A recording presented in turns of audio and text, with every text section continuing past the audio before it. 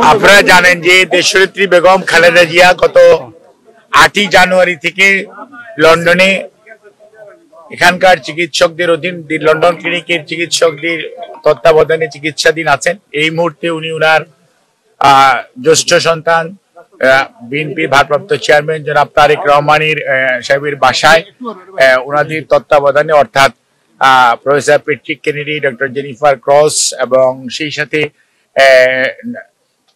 Doctor Barrett ওনাদের তত্ত্বাবধানে চিকিৎসাধীন আছেন এবং ওনার চিকিৎসা ওনার বাসায় থেকেই হচ্ছে এবং বিভিন্ন পরীক্ষা নিরীক্ষা যেগুলো করা দরকার মাঝে মাঝে করা হচ্ছে এবং ওনারা ওনাকে বাসায় গিয়ে দেখে আসছেন।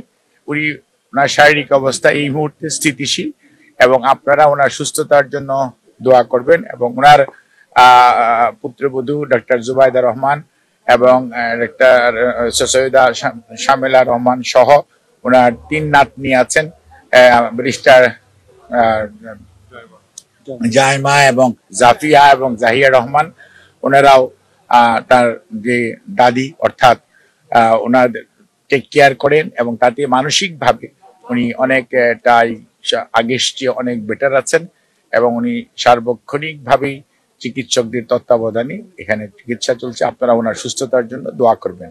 ম্যাডাম কবে নাগাদ দেশে যাওয়ার সম্ভাবনা আছে? ম্যাডাম কবে নাগাদ দেশে যাবে এখানকার চিকিৎসকরা যেই দিন ওনাকে যাওয়ার জন্য পরামর্শ দিবেন বা ওনাকে মনে করবেন যে বিদেশে থেকে দেশে ফেরত যাওয়ার মতো একটি অবস্থার মধ্যে আছেন তখন ইনশাল্লাহ উনি দেশ থেকে বাংলাদেশে ফেরত যাবেন।